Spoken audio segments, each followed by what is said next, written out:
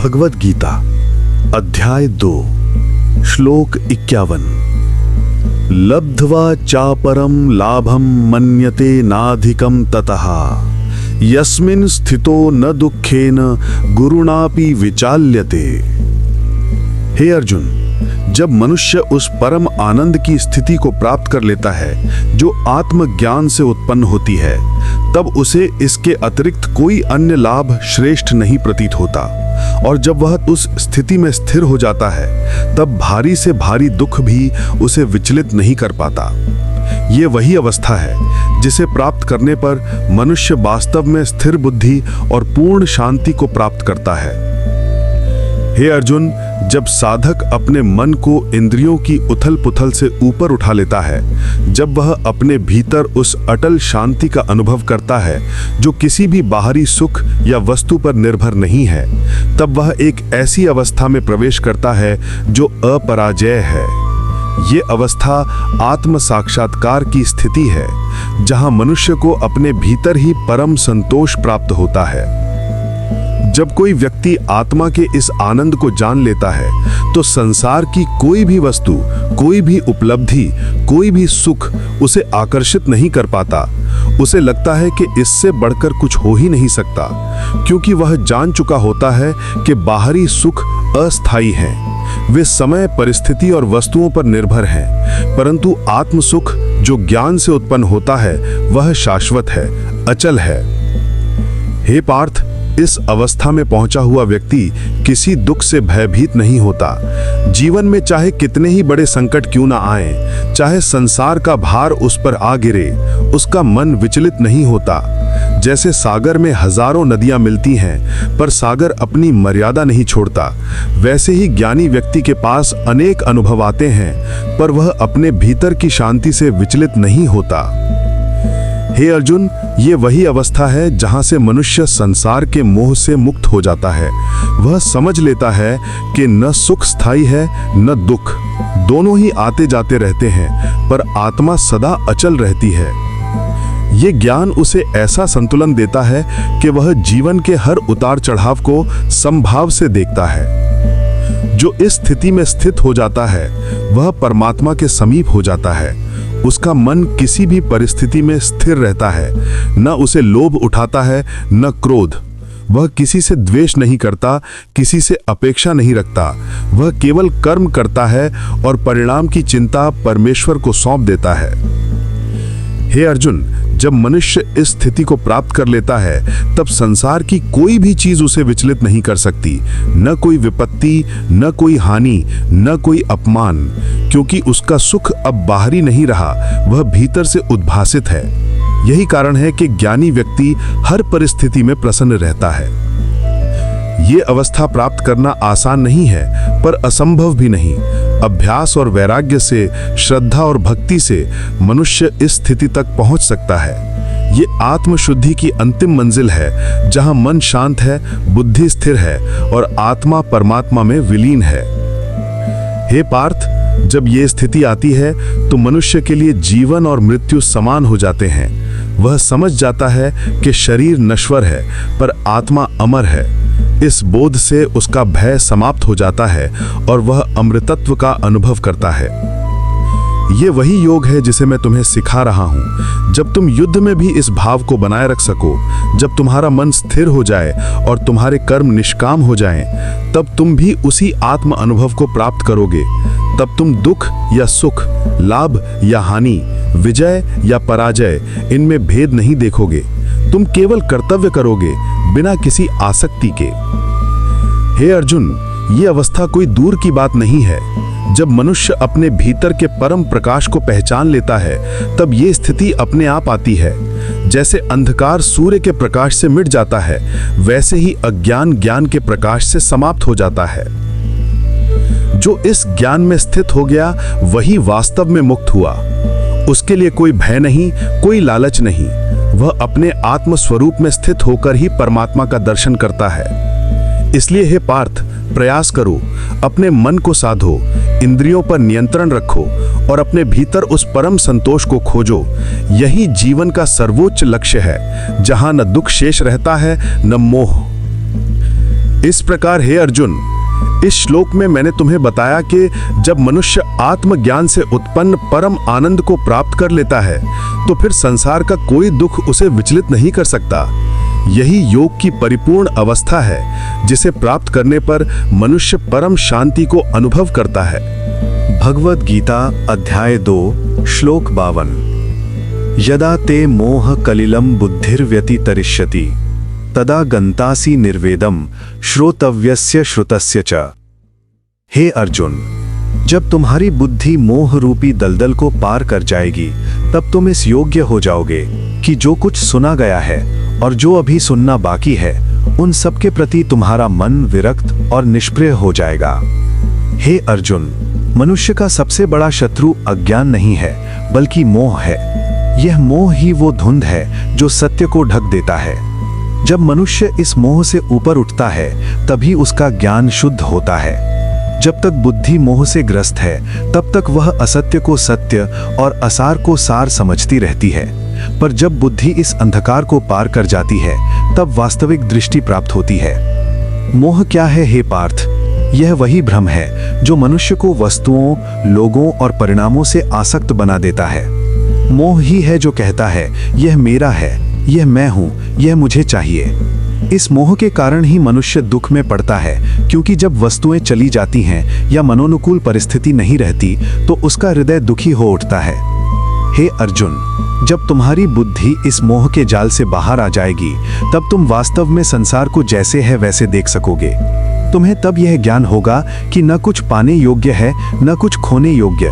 जो कुछ संसार में है वह क्षण भंगुर है। तब तुम्हारा मन श्रोतव्यस्य श्रुतस्य च, अर्थात जो सुना जा चुका है और जो सुनने को बाकी है दोनों से ही विरक्त हो जाएगा। इसका अर्थ यह नहीं कि तुम सुनना या सीखना बंद कर दोगे, नहीं, इसका अर्थ है कि तुम किसी भी ज्ञान या वचन में आसक्त नहीं रहोगे।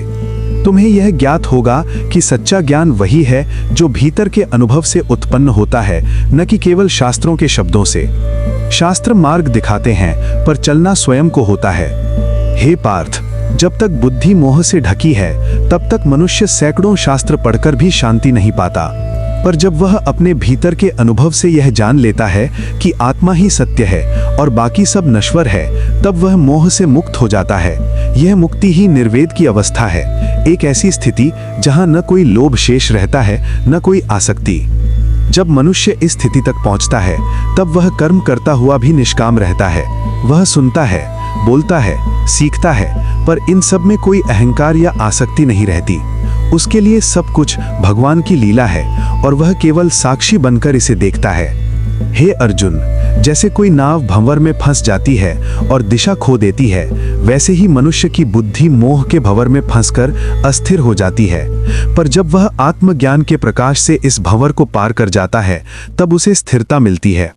तब वह जीवन के अर्थ को समझ लेता है कि सारा संसार परिवर्तनशील है और केवल आत्मा अचल है। हे पार्थ, इस मोह से ऊपर उठना ही सच्चे साधक का प्रथम लक्ष्य होना चाहिए। जब यह मोह मिटता है तब शांति अपने आप आती है। तब मनुष्य किसी से न द्वेष रखता है न किसी पर निर्भर रहता है। वह केवल अपने कर्तव्य का पालन करता है क्योंकि उसे ज्ञात है कि यही सच्चा धर्म है। जब बुद्धि मोह से मुक्त होती है तब मनुष्य दूसरों के विचारों, मतों या मान्यताओं से प्रभावित नहीं होता। न उसे यह चिंता रहती है कि कौन क्या कहेगा, न उसे दूसरों के सुख दुख से अपनी पहचान मिलती है।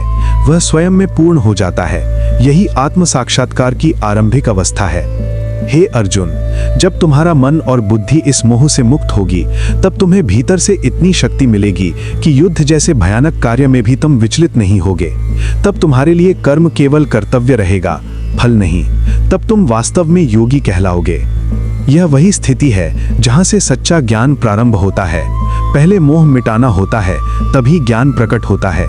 मोह रहते हुए ज्ञान केवल शब्द है, मोह मिटने पर वह अनुभव बन जाता है। जब बुद्धि मोह कलिल अर्थात मोह के कीचड़ से ऊपर उठ जाती है तब ज्ञान का सूर्य स्वयं प्रकाशित हो उठता है।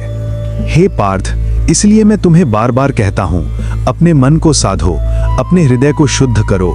ज्ञान स्वयं तुम्हारे भीतर जागेगा। जब यह जागृति होगी तब तुम्हें यह अनुभव होगा कि समस्त जगत उसी एक परमात्मा की लीला है और तुम स्वयं उसी के अंश हो। इस प्रकार हे अर्जुन, जब तुम्हारी बुद्धि मोह रूपी आवरण को पार कर जाएगी, तब तुम संसार के सुख दुख, लाभ हानि, सम्मान अपमान सबके पार उठकर उस अवस्था में पहुंचोगे जहां आत्मा ही परम सत्य है। यही योग का वास्तविक प्रारंभ है। भगवद गीता अध्याय 2 श्लोक 53। श्रुति विप्रतिपन्ना ते यदा स्थास्यति निश्चला समाधावचला बुद्धिस्तदा योगम वाप्स्यसि। हे अर्जुन, जब तुम्हारी बुद्धि श्रुति शास्त्रों के विविध मतों और विचारों से विचलित हुए बिना एक स्थिर स्थिति में स्थापित हो जाएगी और जब वह निश्चल होकर एकाग्रचित्त हो जाएगी, तब तुम सच्चे योग की प्राप्ति कर लोगे। हे पार्थ, मनुष्य का मन सागर की लहरों के समान है, कभी ऊपर कभी नीचे। ये अस्थिरता ही उसकी पीड़ा का कारण है। जब तक बुद्धि बाहरी मतों, वचनों और तर्कों के बीच उलझी रहती है, तब तक वह सत्य का दर्शन नहीं कर सकती। श्रुति विप्रतिपन्ना बुद्धि, इसका अर्थ है वह बुद्धि जो अनेक श्रुतियों यानी विचारों, ग्रंथों, मतों के विरोधाभास में उलझ जाती है। मनुष्य सुनता है यह मार्ग श्रेष्ठ है, फिर कोई और कहता है कि नहीं, यह मार्ग ठीक नहीं है। एक कहता है कि कर्म ही सर्वोच्च है, दूसरा कहता है कि ज्ञान ही मोक्ष का मार्ग है। इस प्रकार सुनने सुनाने में उसकी बुद्धि भ्रमित होती रहती है। हे अर्जुन, जब यह भ्रम मिटता है, जब मनुष्य स्वयं के अनुभव से यह जान लेता है कि परमात्मा तक पहुंचने का मार्ग भीतर है, तब उसकी बुद्धि स्थिर हो जाती है। तब न वह शब्दों पर निर्भर रहती है, न किसी मत पर। तब वह समाधि की ओर अग्रसर होती है। समाधि क्या है हे पार्थ? यह वह अवस्था है जहां बुद्धि और हृदय दोनों एक बिंदु पर केंद्रित हो जाते हैं। वहां कोई द्वंद्व नहीं होता, न सही गलत का, न लाभ हानि का, न सुख दुख का। वह केवल साक्षी रहता है। इस साक्षी भाव में ही योग की पूर्णता है।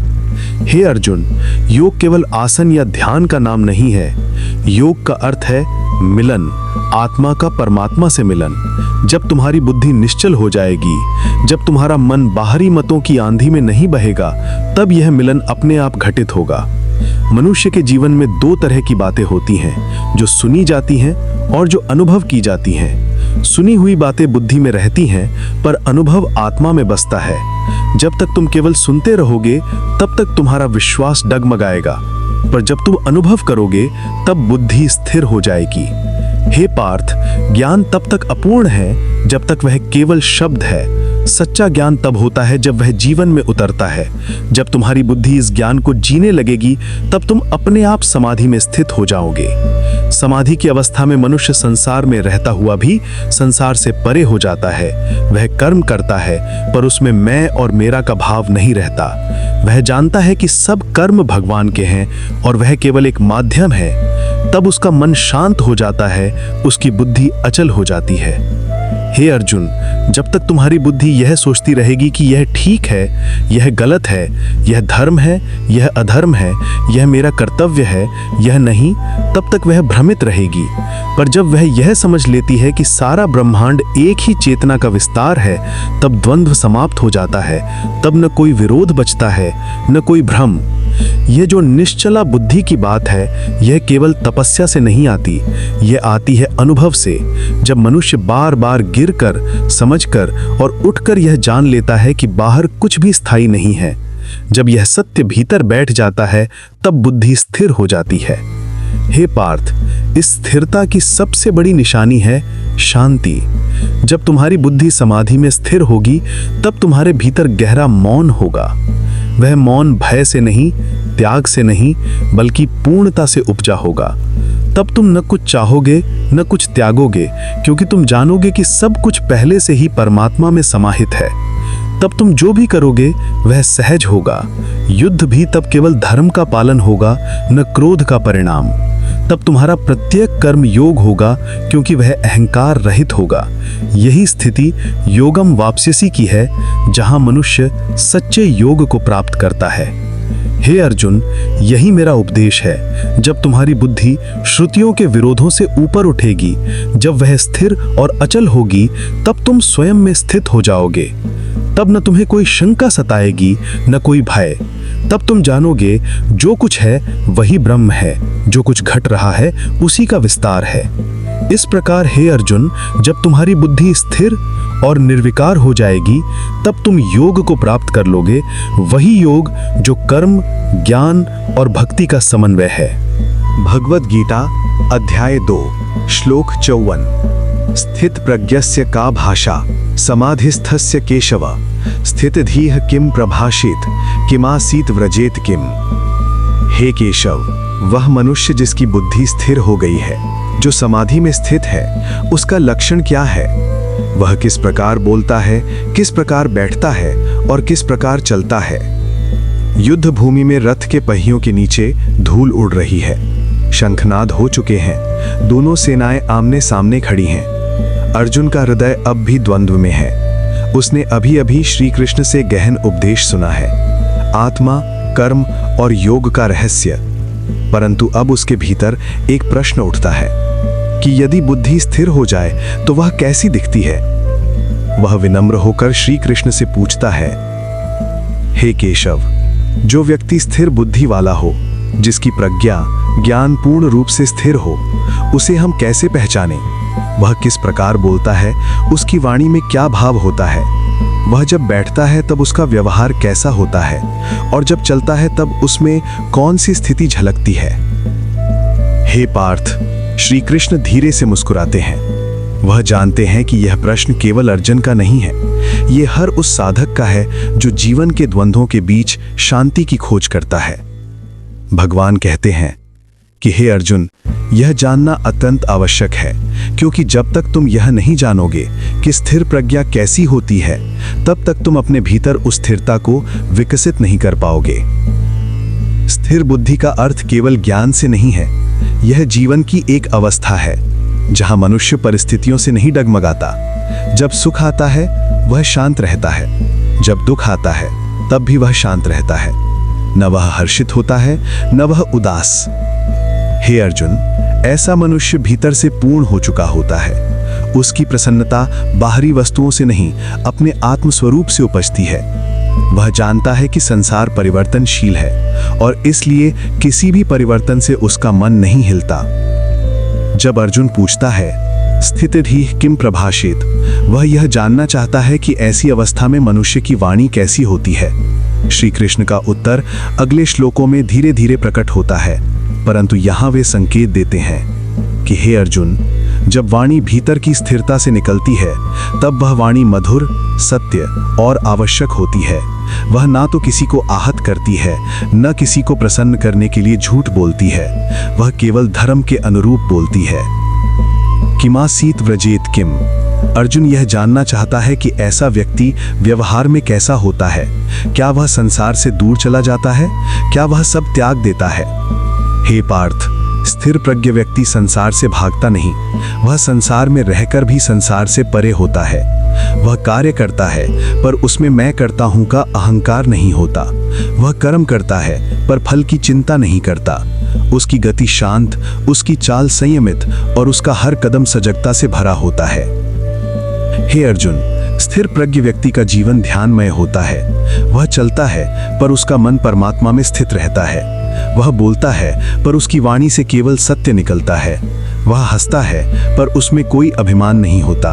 वह मौन रहता है पर उसके मौन में भी संदेश होता है। यही स्थिर बुद्धि की पहचान है, जब मनुष्य भीतर की शांति को इतना गहरा बना लेता है कि कोई बाहरी तूफान उसे हिला नहीं सकता। हे पार्थ, जिस प्रकार आकाश में बादल आते जाते हैं पर आकाश कभी बदलता नहीं, उसी प्रकार स्थिर प्रज्ञ व्यक्ति के मन में विचार आते हैं पर वह उनसे प्रभावित नहीं होता। वह साक्षी बना रहता है। अर्जुन ध्यानपूर्वक सुन रहा है। उसके भीतर अब धीरे धीरे एक नई समझ जन्म ले रही है कि युद्ध के बीच भी शांति संभव है, क्योंकि शांति बाहर नहीं, भीतर बसती है। हे पार्थ, स्थिर बुद्धि व्यक्ति की वाणी, मुद्रा, चाल ये सब बाहरी रूप हैं, पर इनका मूल भीतर की चेतना है। जब चेतना स्थिर होती है तब ये सब अपने आप सुशोभित हो जाते हैं। इसलिए हे अर्जुन, स्थिर बुद्धि का अर्थ केवल ज्ञान रखना नहीं है, बल्कि उस ज्ञान में स्थित हो जाना है। जब ये हो जाता है तब मनुष्य स्वयं योगमय बन जाता है। इस प्रकार भगवान श्री कृष्ण अर्जुन के हृदय में एक नया दीप जलाते हैं। ज्ञान का दीप, स्थिरता का दीप, आत्मबोध का दीप। यही श्लोक 54 का सार है। जब मनुष्य यह पूछना शुरू करता है कि स्थिर बुद्धि कैसी होती है, उसी क्षण उसका पहला कदम योग की ओर बढ़ जाता है। भगवद गीता अध्याय 2 श्लोक 55। प्रजाहाति यदा कामान सर्वान पार्थ मनोगतान आत्मन्नेवा आत्मना तुष्टः स्थित प्रज्ञस्त तदोच्यते। हे अर्जुन, जब मनुष्य अपने मन में उठने वाली सभी इच्छाओं को त्याग देता है, जब वो अपनी आत्मा में ही संतुष्ट हो जाता है, तब उसे स्थित प्रज्ञ कहा जाता है। अर्थात वह व्यक्ति जिसकी बुद्धि स्थिर है, जो भीतर से शांत और पूर्ण है। हे अर्जुन, समझो कि इच्छाएं ही मनुष्य को अशांत बनाती हैं। जब मनुष्य किसी वस्तु, व्यक्ति या परिणाम की चाह रखता है, तो उसका मन उस चाह में बंध जाता है। यदि वह इच्छा पूरी होती है तो वह क्षणिक सुख अनुभव करता है, और जब वो पूरी नहीं होती तो दुख में डूब जाता है। यही चाह और दुख का चक्र मनुष्य को बांधता है। परंतु जब कोई व्यक्ति आत्मा का बोध कर लेता है, जब वो जान लेता है कि सच्चा सुख बाहरी वस्तुओं में नहीं बल्कि भीतर के परमात्मा में है, तब उसकी सभी कामनाएं स्वयं समाप्त हो जाती हैं। तब वो ना किसी वस्तु की आकांक्षा करता है, ना किसी व्यक्ति से अपेक्षा रखता है। वह भीतर से पूर्ण होता है। जैसे सागर में अनगिनत नदियां मिलती हैं, पर उसका स्तर कभी नहीं बदलता। हे अर्जुन, जो व्यक्ति आत्मा में तुष्ट है, वह किसी की निंदा या प्रशंसा से प्रभावित नहीं होता। संसार के उतार चढ़ाव उसे हिला नहीं सकते। उसका आनंद स्थायी है, क्योंकि वह किसी बाहरी वस्तु पर निर्भर नहीं करता। जैसे दीपक हवा रहित स्थान में स्थिर रहता है, वैसे ही उस ज्ञानी का मन स्थिर रहता है। ऐसा व्यक्ति जब कार्य करता है तो उसका उद्देश्य केवल कर्तव्य पालन होता है, फल प्राप्ति नहीं। वह जानता है कि हर कर्म का परिणाम ईश्वर के अधीन है, इसलिए वह अपने कर्म को ईश्वर को समर्पित करता है और मन में शांति अनुभव करता है। हे अर्जुन, जब व्यक्ति भीतर से संतुष्ट होता है, तब उसे बाहरी जगत में कुछ पाने की आवश्यकता नहीं रहती। उसका मन ना तो किसी वस्तु को प्राप्त करने पर प्रसन्न होता है, ना किसी वस्तु के छिन जाने पर दुखी। वह जानता है कि ये सब अस्थायी हैं और आत्मा ही एकमात्र शाश्वत सत्य है। जो व्यक्ति भीतर की इस स्थिति को प्राप्त करता है, वह ना समय से डरता है, ना मृत्यु से। वह हर परिस्थिति में समान रहता है, सर्दी, गर्मी, लाभ, हानि, आदर, अपमान में, क्योंकि उसका सुख आत्मा में है, जो कभी नष्ट नहीं होता। हे अर्जुन, ये स्थिर बुद्धि की अवस्था कोई साधारण चीज नहीं है। ये प्राप्त होती है सतत अभ्यास से। जब व्यक्ति अपने मन को बार बार भीतर की ओर मोड़ता है, जब वो ध्यान, संयम और श्रद्धा से अपने भीतर के ईश्वर को पहचानता है, तभी वो जान पाता है कि जो सुख वह बाहर खोज रहा था, वो तो सदा उसके भीतर ही था। अर्जुन, ये मत समझो कि इच्छाओं का त्याग मतलब जीवन से भागना है। इसका अर्थ है कि व्यक्ति इच्छाओं का स्वामी बन जाए, दास नहीं। वह जानता है कि इच्छा केवल साधन है, साध्य नहीं। वह वस्तुओं का उपयोग करता है, पर उन पर आसक्त नहीं होता। यही सच्चा योग है। जो व्यक्ति इस स्थिति को प्राप्त कर लेता है, उसके जीवन में कोई भय नहीं रहता। वह मृत्यु को अंत नहीं, केवल परिवर्तन मानता है। वह संसार के बीच रहकर भी संसार से परे होता है। उसका मन हर क्षण ईश्वर में लीन रहता है। इस प्रकार हे अर्जुन, जब कोई मनुष्य अपने भीतर की आत्मा में पूर्ण संतोष पा लेता है, तब उसे स्थित प्रज्ञ कहा जाता है। वह सच्चा ज्ञानी, सच्चा योगी और सच्चा मुक्त आत्मा है। भगवद गीता अध्याय 2 श्लोक 56। दुःखेष्वनुद्विग्न मनाः सुखेषु विगत स्पृहः वीतराग भय क्रोधः स्थित धीर मुनिरुच्यते।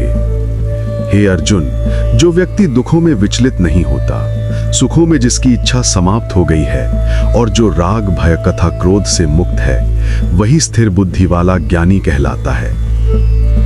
हे अर्जुन, संसार में प्रत्येक मनुष्य सुख और दुख के चक्र में बंधा हुआ है। जब उसे सुख मिलता है तो वो आसक्त हो जाता है, और जब दुख आता है तो उसका मन डगमगा जाता है।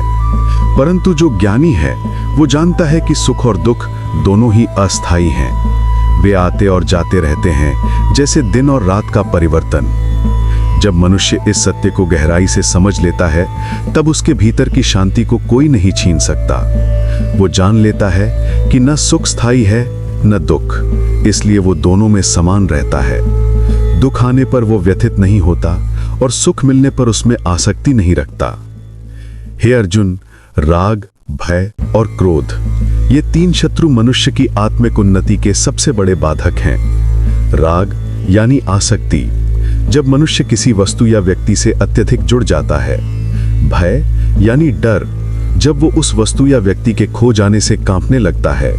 और क्रोध यानी वो प्रतिक्रिया जब उसकी इच्छा पूरी नहीं होती। जो व्यक्ति इन तीनों से मुक्त है वही वास्तव में स्वतंत्र है। ऐसा व्यक्ति ना तो अतीत पर पछताता है, न भविष्य की चिंता करता है। उसका मन वर्तमान में स्थिर रहता है। उसे पता है कि ईश्वर की योजना पर विश्वास करना ही सच्ची श्रद्धा है।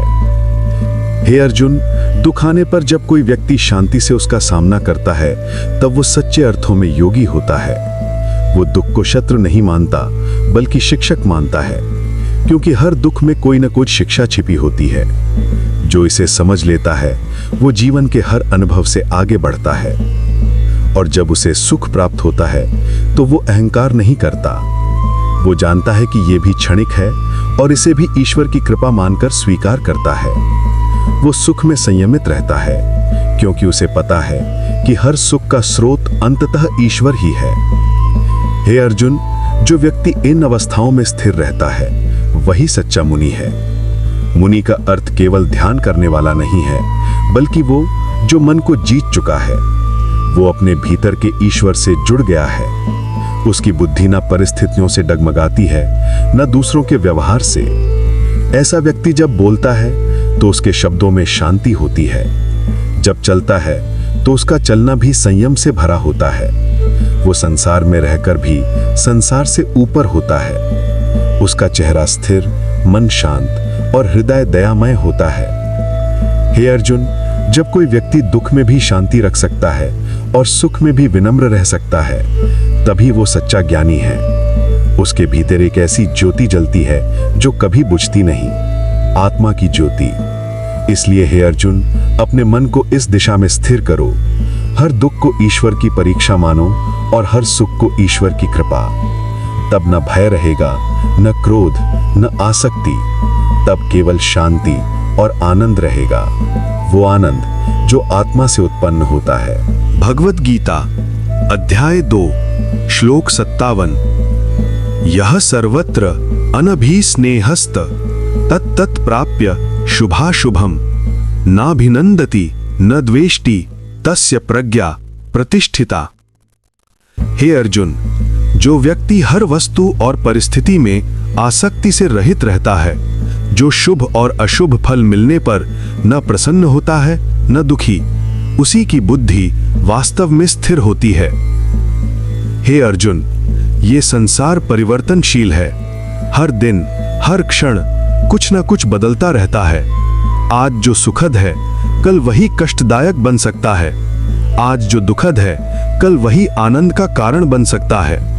परंतु जो ज्ञानी है, वो इन उतार चढ़ावों में बहता नहीं, वो हर परिस्थिति में समान रहता है। जब मनुष्य किसी वस्तु, व्यक्ति या परिणाम से अत्यधिक जुड़ जाता है, तो उसका मन कमजोर हो जाता है। जब वो वस्तु नहीं मिलती तो दुखी होता है, और जब मिल जाती है तो उसे खोने का भय सताता है। परंतु जो व्यक्ति अनभिस्नेह है, यानी जिसमें किसी भी वस्तु या परिणाम के प्रति आसक्ति नहीं है, वो सच्चा स्वतंत्र है। हे अर्जुन, शुभ और अशुभ कर्मों का परिणाम तो हर किसी को भुगतना पड़ता है, लेकिन ज्ञानी व्यक्ति इन परिणामों को अपने ऊपर हावी नहीं होने देता। जब उसे कोई शुभ फल मिलता है तो वो अहंकार नहीं करता। वो जानता है, यह मेरे कर्मों का परिणाम है, परंतु मैं इन कर्मों का कर्ता नहीं, केवल ईश्वर की इच्छा का साधन हूं। और जब उसे कोई अशुभ फल मिलता है तो वो निराश नहीं होता। वो सोचता है, यह भी मेरे विकास का माध्यम है। ईश्वर मुझे किसी शिक्षा के लिए ये अनुभव दे रहे हैं। हे अर्जुन, ऐसा व्यक्ति हर घटना में ईश्वर की उपस्थिति को देखता है। उसके लिए न कोई शत्रु है, न कोई मित्र, न कोई हानि है, न कोई लाभ। उसके लिए सब कुछ एक समान है, क्योंकि उसका मन परिणाम से नहीं, कर्तव्य से जुड़ा है। जैसे कमल का फूल पानी में रहते हुए भी गीला नहीं होता, वैसे ही ज्ञानी व्यक्ति संसार के बीच रहकर भी संसार की आसक्तियों से अप्रभावित रहता है। वो परिवार में रह सकता है, काम कर सकता है, लोगों से प्रेम कर सकता है, परंतु उसके भीतर ये ज्ञान स्थिर रहता है कि मैं केवल आत्मा हूं, ये सब अस्थाई है। हे अर्जुन, जो व्यक्ति शुभ और अशुभ, लाभ और हानि, प्रशंसा और निंदा, इन सब में समान रहता है, वही आत्मज्ञानी है। ऐसे व्यक्ति की शांति को कोई नहीं छीन सकता। उसका हृदय विशाल सागर के समान होता है, जिसमें न कोई लहर उसे डगमगा सकती है, न कोई तूफान उसे हिला सकता है। जब कोई उसे सराहता है तो वो अहंकार से नहीं भरता। जब कोई उसे अपमानित करता है तो वो क्रोध नहीं करता, क्योंकि वो जानता है दूसरों की राय मुझसे अधिक उनके मन की अवस्था बताती है। उसकी प्रसन्नता बाहरी परिस्थितियों पर निर्भर नहीं करती, वो भीतर की स्थिरता से उत्पन्न होती है। हे अर्जुन, ये अवस्था प्राप्त करने के लिए मनुष्य को निरंतर अभ्यास करना पड़ता है। उसे अपने मन को बार बार याद दिलाना होता है, मैं ये शरीर नहीं हूं, मैं ये नाम नहीं हूं, मैं ये पद नहीं हूं, मैं केवल आत्मा हूं, शुद्ध, अचल और शाश्वत। जो इस सत्य को हर क्षण याद रखता है, वो संसार के बीच रहकर भी संसार से परे होता है। वो कर्म करता है परंतु फल की चिंता नहीं करता। वो प्रेम करता है परंतु आसक्ति नहीं रखता। वो सफलता में विनम्र रहता है और असफलता में धैर्यवान। हे अर्जुन, यही स्थिर बुद्धि की पहचान है। जब व्यक्ति हर स्थिति में एक समान रहता है, न वो किसी वस्तु को प्राप्त कर आनंदित होता है, न उसके चले जाने पर दुखी, क्योंकि वो जानता है जो भी आता है वो जाएगा और जो जाता है वो फिर किसी रूप में लौटेगा। इसलिए हे अर्जुन, अपने मन को इन द्वंद्वों से ऊपर उठाओ। शुभ, अशुभ, लाभ, हानि, जय, पराजय, इन सब के पार जाकर कर्तव्य करो, क्योंकि जो व्यक्ति हर परिस्थिति में स्थिर रहता है, वही वास्तव में परमात्मा के समीप पहुंचता है। यह है श्रीमद् भगवद गीता के अध्याय 2 के श्लोक 57 का दिव्य संदेश। जो शुभ और अशुभ दोनों में समान रहता है, उसी की बुद्धि स्थिर और दिव्य होती है। अध्याय 2 के श्लोक 58। यदा संहर्ते चायम कूर्मोऽङ्गानीव सर्वशः इंद्रियाणीन्द्रियार्थेभ्यस्तस्य प्रज्ञा प्रतिष्ठिता। हे अर्जुन, जब मनुष्य अपने इंद्रियों को उन विषयों से वैसे ही समेट लेता है जैसे कछुआ अपने अंगों को समेट लेता है, तब उसकी बुद्धि स्थिर होती है। हे अर्जुन, ये संसार आकर्षणों से भरा हुआ है। हर ओर कुछ न कुछ ऐसा है जो मनुष्य के मन को खींचता है। स्वर, स्वाद, गंध, स्पर्श और रूप। इंद्रियां इन विषयों की ओर दौड़ती हैं और जब मनुष्य उन पर नियंत्रण नहीं रखता तो वे उसे अशांति की ओर ले जाती हैं। इंद्रियां वही हैं जो बाहर की ओर खुली हुई खिड़कियों के समान हैं। यदि उन्हें संयम में न रखा जाए तो बाहरी संसार के तूफान भीतर की शांति को नष्ट कर देते हैं। हे अर्जुन, ज्ञानी व्यक्ति जानता है कि इंद्रियों की शक्ति बहुत प्रबल है। वे उसे भटका सकती हैं, भ्रमित कर सकती हैं और आत्मज्ञान से दूर ले जा सकती हैं। इसलिए वह कछुए के समान व्यवहार करता है। जैसे कछुआ किसी खतरे को देखकर अपने अंग भीतर खींच लेता है और शांति से प्रतीक्षा करता है, वैसे ही ज्ञानी व्यक्ति भी जब संसार के प्रलोभन उसे खींचने लगते हैं, तब अपनी इंद्रियों को समेट लेता है। वह देखता है पर आसक्त नहीं होता, वह सुनता है पर प्रभावित नहीं होता, वह स्वाद लेता है पर लालच नहीं करता, वह कार्य करता है पर उसमें लिप्त नहीं होता। हे अर्जुन, यही है आत्मसंयम। कछुआ जब अपने अंग समेट लेता है तो वह सुरक्षित रहता है। उसी प्रकार जो मनुष्य अपनी इंद्रियों को नियंत्रित रखता है, वह भीतर से सुरक्षित रहता है। उसका मन स्थिर होता है, बुद्धि स्पष्ट होती है और हृदय शांत होता है। परंतु जो अपनी इंद्रियों के पीछे भागता है, उसका मन कभी स्थिर नहीं हो सकता। वह जैसे जैसे एक इच्छा पूरी करता है, वैसे वैसे नई इच्छाएं जन्म लेती हैं और ये चक्र कभी समाप्त नहीं होता।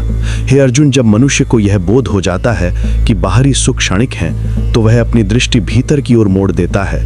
वह जान जाता है कि असली आनंद इंद्रिय विषयों में नहीं बल्कि आत्मा के अनुभव में है। जब मन आत्मा में लीन होता है, तब वह संसार के आकर्षणों से मुक्त हो जाता है और जब ये स्थिति आती है, तब वह व्यक्ति ना तो किसी वस्तु को पाने की इच्छा करता है, ना किसी वस्तु के ना होने पर दुखी होता है। हे अर्जुन, ये स्थिर बुद्धि का लक्षण है। जब इंद्रियां विषयों की ओर नहीं भागती बल्कि आत्मा की ओर मुड़ जाती हैं। ऐसा व्यक्ति बाहरी दुनिया में रहते हुए भी भीतर से पूर्ण और संतुष्ट रहता है। वह जानता है कि संसार के विषय केवल अनुभव हैं, वे आते हैं और चले जाते हैं, परंतु जो आत्मा को जान लेता है वह जान लेता है कि शाश्वत सुख केवल भीतर है, बाहर नहीं। हे अर्जुन, समझो, इंद्रियों को संयमित करना दमन नहीं है, बल्कि दिशा देना है। जैसे नदी का जल जब बांध में रखा जाता है तो वह शक्ति बन जाता है, परंतु जब वही जल बिखर जाता है तो विनाश लाता है। उसी प्रकार जब इंद्रियां संयमित होती हैं तो वे ध्यान, ज्ञान और स्थिरता का साधन बनती हैं। हे अर्जुन, जब कोई व्यक्ति अपनी इंद्रियों को संयम में रखता है तो वह बाहरी आकर्षणों से मुक्त हो जाता है। उसे किसी वस्तु की लालसा नहीं रहती, क्योंकि वह जानता है मुझे जो चाहिए वह बाहर नहीं, मेरे भीतर है। ऐसे व्यक्ति का जीवन प्रकाशमय होता है। वह बाहरी परिस्थितियों से अप्रभावित रहता है, न सुख में डोलता है न दुख में टूटता है। वह हर स्थिति में ईश्वर की इच्छा को स्वीकार करता है और यही उसकी स्थिरता का रहस्य है। हे अर्जुन, यही है स्थिर बुद्धि का मार्ग। जो अपनी इंद्रियों को विषयों से हटा लेता है और आत्मा में लीन हो जाता है, वही सच्चा ज्ञानी है। इसलिए हे अर्जुन, अपने मन को संयमित करो, अपनी इंद्रियों को नियंत्रित रखो। जो मनुष्य इंद्रियों पर विजय प्राप्त करता है वही संसार पर विजय प्राप्त करता है। यह है श्रीमद् भगवद गीता के अध्याय 2 के श्लोक 58 का दिव्य संदेश। जो अपनी इंद्रियों को कछुए की तरह समेट लेता है, उसकी बुद्धि स्थिर और अडिग होती है। अध्याय 2 के श्लोक 59। विषया विनिवर्तन्ते निराहारस्य देहिनः रसवर्जम रसोप्यस्य परम दृष्ट्वा निवर्तते। हे अर्जुन, विषयों से दूर रहने वाला व्यक्ति यदि भोजन या इंद्रिय सुखों से अपने आप को अलग कर लेता है तो उसके विषय वस्तु तो उससे दूर हो जाते हैं, परंतु उनका रस, आकर्षण उसके मन में बना रहता है। किंतु जब वह परम सत्य अर्थात परमात्मा का दर्शन कर लेता है, तब यह रस भी अपने आप नष्ट हो जाता है। विस्तृत व्याख्या लगभग 2000 शब्दों में। हे अर्जुन, इस श्लोक में भगवान श्री कृष्ण एक अत्यंत गूढ़ मनोवैज्ञानिक सत्य का उद्घाटन करते हैं। जब मनुष्य इंद्रिय विषयों रूप, रस, गंध, स्पर्श और शब्द से स्वयं को दूर करता है तो वे वस्तुएं भले ही उसके शरीर से दूर चली जाती हैं, परंतु उनका प्रभाव, उनका रस यानी उनकी स्मृति, इच्छा या आकर्षण उसके भीतर जीवित रहता है। मान लो कोई व्यक्ति भोग विलास छोड़ देता है और कहता है अब मैं साधु बनूंगा, अब मैं संसार से अलग रहूंगा। वह भले ही पहाड़ों में चला जाए, परंतु यदि उसके भीतर विषयों की चाह बाकी है तो वह साधना भी अधूरी रहती है। उसका शरीर तप में हो सकता है, पर उसका मन अब भी संसार में भटकता है। यही वह रस है जिसकी बात श्री कृष्ण करते हैं, विषयों का रस जो मन में गहराई तक बैठा होता है। यह रस केवल संयम से नहीं जाता। संयम शरीर को रोक सकता है पर मन को नहीं। मन को शांति केवल तब मिलती है जब उसे परम दृष्टवा, परम सत्य का दर्शन होता है। जब मनुष्य आत्मा के स्तर पर पहुंच जाता है, जब उसे ईश्वर के स्वरूप का अनुभव होता है, तब विषयों की मिठास फीकी पड़ जाती है। उदाहरण के रूप में सोचो, एक बच्चा गुब्बारे से बहुत खुश होता है, लेकिन जब वही बच्चा बड़ा हो जाता है और हीरे का अर्थ समझता है तो गुब्बारा उसके लिए अब कोई आकर्षण नहीं रखता। गुब्बारा अभी भी है, पर अब वह उसे बांध नहीं सकता। उसी तरह जब आत्मा ईश्वर के प्रकाश को देख लेती है तो इंद्रिय विषयों की चमक अपने आप फीकी पड़ जाती है। भगवान यहाँ ये नहीं कहते कि विषयों से भागो, वे कहते हैं जब तुम उच्चतर सत्य को जानोगे तब विषय अपने आप दूर हो जाएंगे। यह मार्ग भागने का नहीं, समझने का है। हे अर्जुन, यह श्लोक ध्यान और भक्ति के अभ्यास का मूल आधार है। जब तक साधक केवल नियमों में बंधा रहता है कि यह नहीं करना, वो नहीं करना, तब तक उसके भीतर संघर्ष रहता है। लेकिन जब वह ईश्वर के स्वरूप का अनुभव करता है तब उसका मन शांति में डूब जाता है और विषयों का आकर्षण मिट जाता है। यह श्लोक योग के गहरे विज्ञान को भी दर्शाता है। पतंजलि योग सूत्र में भी कहा गया है, वैराग्य और अभ्यास से मन नियंत्रित होता है। लेकिन वैराग्य केवल त्याग नहीं, बल्कि समझ है कि विषयों से मिलने वाला सुख क्षणिक है, जबकि आत्मिक आनंद शाश्वत है। जब साधक परम दृष्टवा, परमात्मा का दर्शन करता है, तब उसके भीतर ऐसा रस उत्पन्न होता है जो संसार के सभी रसों से परे होता है। वह ईश्वर का रस है, रसों वैसा, वही परम रस है जिससे सारा आनंद उत्पन्न होता है। हे अर्जुन, यह श्लोक यह भी बताता है कि केवल बाहरी त्याग से कुछ नहीं होता, असली परिवर्तन भीतर से आता है। अगर कोई व्यक्ति कहे कि मैं अब मिठाई नहीं खाऊंगा, पर भीतर से मिठाई की चाह बाकी रहे, तो वह एक दिन अवश्य खा लेगा। लेकिन अगर उसे स्वास्थ्य का महत्व सचमुच समझ आ जाए, तो वह मिठाई को देखकर भी नहीं खाएगा। यही परम दृष्टवा है, जब उच्चतर ज्ञान निचली इच्छा को मिटा देता है। इस प्रकार भगवान अर्जुन को यह सिखा रहे हैं कि केवल कर्म, नियम या व्रत से मन शुद्ध नहीं होता। जब तक मन को दिव्यता का स्वाद नहीं मिलता, वह सांसारिक स्वादों की ओर झुकेगा ही। इसलिए सच्ची साधना यह नहीं कि विषयों से भागो, बल्कि यह है कि ईश्वर के रस का अनुभव करो। जब व्यक्ति उस आनंद को अनुभव करता है जो आत्मा के मिलन से आता है, तब विषयों की शक्ति समाप्त हो जाती है। यह मुक्ति का पहला कदम है। हे अर्जुन, तुम युद्ध के मैदान में खड़े हो। तुम्हारे भीतर भी द्वंद्व है, कर्म करो या नहीं। यह श्लोक तुम्हें बताता है कि कर्म से भागना सही नहीं, बल्कि अपने मन के रस को बदलना है। जब तुम्हारा मन ईश्वर से जुड़ जाएगा, तो यह संसार तुम्हें बांध नहीं पाएगा। तुम कर्म भी करोगे, पर बिना आसक्ति के। अतः हे अर्जुन, विषयों से विमुख होना बाहरी क्रिया नहीं, आंतरिक रूपांतरण है। जब तुम्हारा दृष्टिकोण बदल जाएगा, तब विषय अपने आप दूर हो जाएंगे। इस श्लोक की आत्मा यही कहती है, त्याग वह नहीं जो वस्तु छोड़ दे, त्याग वह है जो आसक्ति छोड़ दे। और जब मनुष्य परम को देख लेता है, तब संसार का रस फीका हो जाता है, जैसे दीपक की लौ के सामने जुगनू की चमक गायब हो जाती है। संक्षेप में, विषयों से दूरी शरीर से संभव है, पर मन से कठिन। संयम से वस्तुएं छूटती हैं, पर उनका रस नहीं। जब साधक परम दृष्टवा परमात्मा का अनुभव करता है, तब विषयों का रस अपने आप मिट जाता है। यही सच्चा वैराग्य है, भीतर का रूपांतरण, न कि बाहरी पलायन।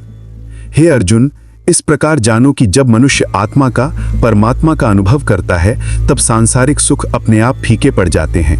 उसके मन में केवल दिव्य आनंद रह जाता है, जो कभी ना घटे, कभी ना मिटे। श्लोक का सार, सच्चा विरक्ति तब आती है जब परम सत्य का दर्शन हो, तब संसार के सारे रस अपने आप समाप्त हो जाते हैं। अध्याय 2 के श्लोक 6। यततो ह्यपि कौन्तेय पुरुषस्य विपश्चितः इंद्रियाणि प्रमाथीनि हरन्ति प्रसभं मनः। भावार्थ, हे कौन्तेय अर्जुन, यद्यपि मनुष्य विवेकवान और साधना में तत्पर हो, फिर भी उसके चंचल और बलवान इंद्रियां जबरदस्ती उसके मन को हर लेती हैं। विस्तृत व्याख्या। हे अर्जुन, इस श्लोक में भगवान श्री कृष्ण मानव मन की उस सबसे बड़ी चुनौती की बात करते हैं, इंद्रियों की अस्थिरता और उनकी शक्ति। मनुष्य चाहे कितना भी ज्ञानवान क्यों ना हो, चाहे वो विवेकशील हो, चाहे वो ध्यान, योग या तप का अभ्यास करता हो, फिर भी उसकी इंद्रियां यदि नियंत्रित ना हो तो उसका मन खींच ले जाती हैं। इंद्रियां आंख, कान, नाक, जीभ और त्वचा, ये 5 द्वार हैं जिनसे संसार का आकर्षण भीतर प्रवेश करता है। हे अर्जुन, एक साधक भले ही जंगल में चला जाए, एकांत में बैठ जाए, लेकिन यदि उसकी इंद्रियां शांत नहीं हैं, तो उसका मन भी शांत नहीं हो सकता। जैसे तेज हवा किसी दीपक की लौ को हिला देती है, वैसे ही विषयों की हवा मन को डगमगा देती है। भगवान यहाँ कहते हैं, यततो ह्यपि कौन्तेय, अर्थात भले ही वो प्रयत्नशील हो, भले ही साधक निरंतर तप कर रहा हो, इंद्रियां इतनी प्रमाथिनी अर्थात बलवान और उग्र हैं कि वो उसका मन जबरदस्ती खींच ले जाती हैं। यहाँ प्रमाथी शब्द अत्यंत गहरा अर्थ रखता है। प्रमाथी का अर्थ है जो बलपूर्वक खींच ले जाए, जो स्थिरता को नष्ट कर दे। जैसे तूफान वृक्षों को उखाड़ देता है, वैसे ही विषयों का आकर्षण मन को उसकी जड़ से हिला देता है। हे अर्जुन, इंद्रियां अपने आप में शत्रु नहीं है, परंतु जब वे मन पर शासन करती हैं, तब वे विनाश का कारण बनती हैं। जब मन इंद्रियों का स्वामी बन जाता है, तब वही इंद्रियां मुक्ति का साधन बनती हैं। उदाहरण के रूप में सोचो, एक विद्यार्थी परीक्षा की तैयारी कर रहा है। उसे पता है कि सोशल मीडिया उसका समय बर्बाद करेगा, पर उसकी आंखें, कान और मन बार बार उस दिशा में खिंचते हैं। वो जानता है कि उसे नहीं देखना चाहिए, पर उसका ध्यान अपने आप खिंच जाता है। यही वो शक्ति है जिसके बारे में श्री कृष्ण कहते हैं, इंद्रियाणि प्रमाथिनी। ये केवल सांसारिक विषयों में नहीं, आध्यात्मिक मार्ग में भी सत्य है। कई बार साधक उच्च ध्यानावस्था में पहुंचकर भी किसी पुराने आकर्षण या स्मृति से विचलित हो जाता है, क्योंकि इंद्रियां केवल बाहरी नहीं होती, उनकी जड़ मन के भीतर होती है। इंद्रियां बाहर से नहीं आती, वे भीतर से संचालित होती हैं। इसलिए श्री कृष्ण यहाँ ये चेतावनी देते हैं कि केवल ज्ञान या विवेक पर्याप्त नहीं है। ज्ञान दिशा देता है, पर कंट्रोल अभ्यास से आता है। इंद्रियां निरंतर सक्रिय रहती हैं, वे कभी स्थिर नहीं होती। अगर साधक सावधान ना रहे तो वे उसे नीचे खींच सकती हैं, चाहे वो कितना भी प्रबुद्ध क्यों ना हो। हे अर्जुन, समझो कि इंद्रियां उस अश्व अर्थात घोड़े की तरह हैं जो रथ को खींचते हैं। अगर रथ का सारथी अर्थात मन दृढ़ है, लगाम अर्थात संयम मजबूत है, तो घोड़े सही दिशा में चलते हैं। लेकिन अगर लगाम ढीली पड़ जाए तो वही घोड़े रथ को खाई में गिरा देते हैं। इसीलिए भगवान ने अर्जुन को योग का मार्ग बताया। योग का अर्थ ही है संयम और एकता। यहाँ हरंती प्रसभम मनः का अर्थ है इंद्रियां मन को प्रसभम यानी जबरदस्ती खींच ले जाती हैं। यहाँ प्रसभम शब्द बताता है कि ये केवल इच्छा का विषय नहीं है, ये स्वाभाविक प्रवृत्ति है। मनुष्य का मन स्वभाव से ही विषयों की ओर दौड़ता है। यदि वो निरंतर सजग नहीं रहेगा तो इंद्रियां उसका विवेक छीन लेंगी। अब विचार करो हे अर्जुन, क्यों इंद्रियां इतनी शक्तिशाली हैं? क्यों वे विवेक को भी हरा देती हैं? क्योंकि इंद्रियां तुरंत सुख देती हैं, जबकि विवेक दूरदर्शी है। इंद्रियां कहती हैं अभी आनंद लो, विवेक कहता है बाद में परिणाम सोचो। परंतु मनुष्य का मन त्वरित सुख के प्रति आकर्षित होता है, इसलिए वो इंद्रियों के पीछे भागता है। ये वही स्थिति है जो योग सूत्र में कही गई है, दृश्यम स्वरूपतः शून्यम, अर्थात जो दिखता है वो वास्तव में शून्य है, पर मन उसे वास्तविक समझकर भागता है। हे अर्जुन, इसीलिए भगवान आगे के श्लोकों में कहते हैं कि इंद्रियों को संयम में रखना आवश्यक है। ये संयम रिप्रेशन नहीं है, ये सजगता है, नियंत्रण है। संयम का अर्थ है इंद्रियों को दबाना नहीं बल्कि दिशा देना। जब मनुष्य अपने मन को ईश्वर की ओर लगाता है तब इंद्रियां अपने आप शांत हो जाती हैं। ये ठीक वैसे ही है जैसे किसी शक्तिशाली चुंबक के पास छोटी वस्तुएं अपने आप आकर्षित हो जाती हैं। जब मन ईश्वर में रम जाता है तब विषयों की शक्ति खो जाती है। हे अर्जुन, मन की ये लड़ाई सबसे कठिन युद्ध है। तुम जिस युद्ध भूमि में खड़े हो वो बाहरी है, पर उससे बड़ा युद्ध भीतर चल रहा है। विवेक और इंद्रियों के बीच में, आत्मा और विषयों के बीच में। जो इस युद्ध में जीत जाता है वही सच्चा विजयी है। इंद्रियों को वश में रखना केवल त्याग से नहीं होता, इसके लिए निरंतर साधना और आत्मस्मरण चाहिए। एक पल की असावधानी भी मन को भटका सकती है। इसीलिए भगवान कहते हैं सतत योगी भव अर्जुन, निरंतर योग में स्थित रहो। हे अर्जुन, इस श्लोक का संदेश स्पष्ट है। ज्ञान, विवेक और साधना के बाद भी अगर इंद्रियां असंयमित हैं तो साधक पतन के खतरे में रहता है। परंतु जो सजग है, जो मन को बार बार ईश्वर में लगाता है, वही स्थिर रहता है। उदाहरण, एक दीपक जो बंद कमरे में जलता है स्थिर रहता है, पर वही दीपक अगर खुले मैदान में रखा हो तो हवा उसे बुझा सकती है। मन वही दीपक है और इंद्रियां वही हवा। अगर मन ईश्वर के मंदिर में बंद है तो हवा कुछ नहीं बिगाड़ सकती। संक्षेप में, विवेकवान व्यक्ति भी अगर इंद्रियों को नहीं साधता तो वे उसका मन हर लेती हैं। केवल ज्ञान पर्याप्त नहीं, अभ्यास और संयम भी आवश्यक है। इंद्रियां बलवान हैं, परंतु उनसे भी अधिक शक्तिशाली सजगता है। मनुष्य को निरंतर साधना करनी चाहिए ताकि उसका मन स्थिर रहे। हे अर्जुन, इस श्लोक का सार यही है कि इंद्रियां जितनी शक्तिशाली हैं उतनी ही नियंत्रित की जाएं, क्योंकि वही मन को ऊपर भी ले जा सकती हैं और नीचे भी गिरा सकती हैं। जब साधक अपने मन का स्वामी बन जाता है तब इंद्रियां दास बन जाती हैं, और जब इंद्रियां स्वामी बन जाती हैं तब मनुष्य दास बन जाता है। अतः संयम, सजगता और ईश्वर स्मरण ही वो मार्ग है जो इंद्रियों को वश में रखता है। जो इस मार्ग पर चलता है वही सच्चा योगी है, वही शांत चित्त है, वही मुक्त है।